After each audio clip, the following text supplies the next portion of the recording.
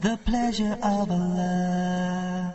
Oh, you who believe, read the Quran every night of Ramadan. Night of Ramadan. Ramadan Mubarak, and welcome to Ramadan Reminders. I'm Yusuf Estes, and I'm excited to continue talking about the subject we were talking about yesterday, ghiba. What was ghiba? I'm going to read it to you again. It's in the Quran in Surah Al-Hujurat. By the way, during the month of Ramadan, this is a great surah, a fantastic chapter. I think it's chapter 49 in the Quran. I think it has 18 verses. Yeah, 18 verses. And that's not very much. You might like to memorize this whole entire surah during this month. Memorize it in the Arabic language. It's very nice for you. And this particular verse is number 12, chapter 49, verse 12. And Allah is saying, O you who have believed, Ya ayyuhalladhina amanu, stay away from negative assumption. And indeed, some of this assumption is sin. And we found out that maybe if you were seeing somebody do something you thought was evil, and you went and told other people, then you came to find out actually they were doing something good, you misunderstood. Now you did a bigger evil even than what you thought, because you have damaged the reputation of this person. It continues though, and it says now, and well, listen, it says don't spy on each other. Don't be looking around, what's this guy doing, And don't backbite each other. I know, talk about spying. Spying is something that's very dangerous. It's easy to do. You begin by saying, well, there's my neighbor. I need to look out for him. Let me keep an eye on him, see how you doing, how's everything, how's it going. Looks like he got a new car, all right. What's that all about? Oh, look, he's putting something in his mailbox. Okay, maybe he got some mail today. Why am I watching this man so close? And, he left his window open. Let me see what's inside his house. What's going on in there? Let me look in there. What's he doing in there? Oh, what's that? Oh, what's that? And what am I doing now? I'm spying. I thought I'm the FBI. Well, they call it I'm the Dawla, the one who's spying on you. Look at, checking out. So now, but in fact, this is so forbidden in Islam to go around spying on each other. And there's no reason for it to start with. Nobody asked you to do these things. You're just doing it. It's shaitan telling you to do it. You go and you start spying. Well, guess what? At the time of the Prophet Muhammad, peace be upon him, he heard about somebody who was peeking through something, trying to see inside of somebody's tent or their house, And he said, even if you poke out his eye, it would be all right. Why? Because this man has no business putting his eyes into your business like that. So if you see somebody, spying like that, you should tell him, hey, stop that. That's not in Islam. That's a bad thing. Especially now we're in the month of Ramadan. How are you out here spying on each other? I want to come to the next part of this, so it's very important. It's talking about backbiting. We said this is ghiba, and it's like Allah is saying here, comparing it to, would you like to eat the flesh of your dead brother? Eating the flesh of your dead brother?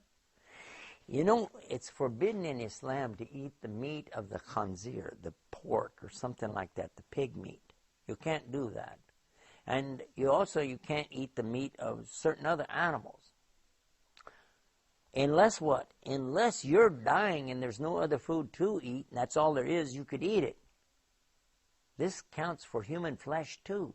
You're never allowed, even if a living person takes off some of their own flesh and cooks it, you couldn't eat it. I don't know who would be crazy enough to do that, but there's some crazy folks.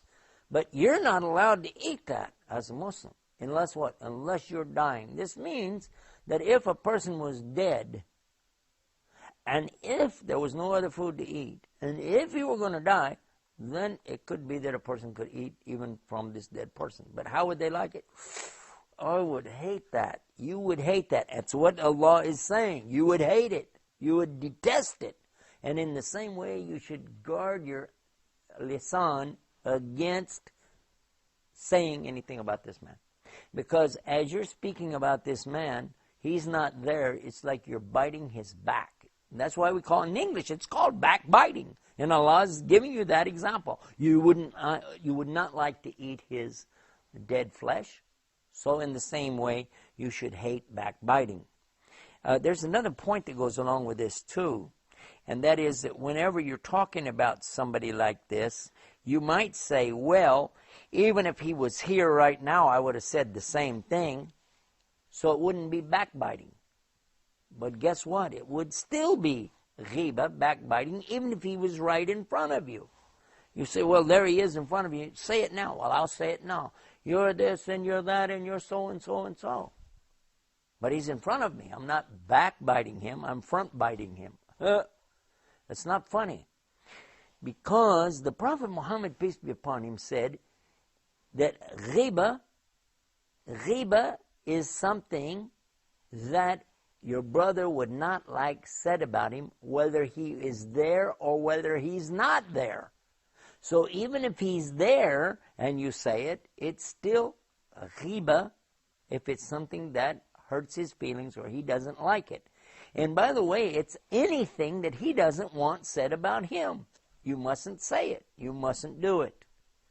There is only very rare exceptions to this rule. And it's not really backbiting at that stage. You're complying with Islam.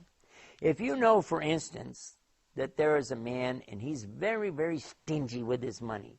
He won't spend it. You're not allowed to go around and tell other people about that. You're not. And if you know another man, maybe he's a little bit rough with the way he treats his animals. Maybe he's rough with the way, with his family, things like that. You're still not allowed to go around and tell anybody. Unless what? Unless it's going to hurt somebody else to allow it to go on. In this case, you have to speak out against it. And I'll give you the example from the Prophet Muhammad, peace be upon him. There was a woman who wanted to get married, and she was thinking about this man or that man.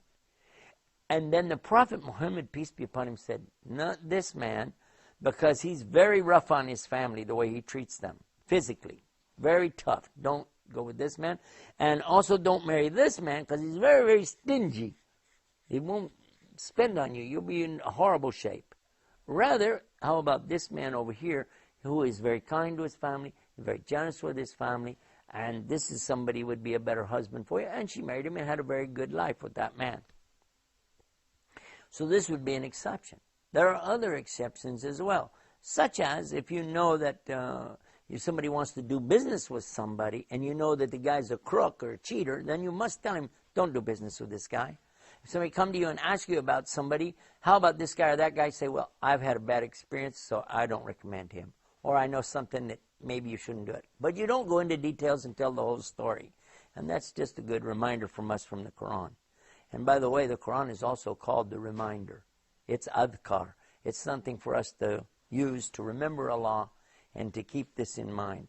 So this is one of the many of the Ramadan reminders on our program. And don't forget, we have the website called RamadanReminders.com. That's RamadanReminders.com. And visit us on the internet. Until tomorrow, this is Yusuf Estes. Assalamu alaikum.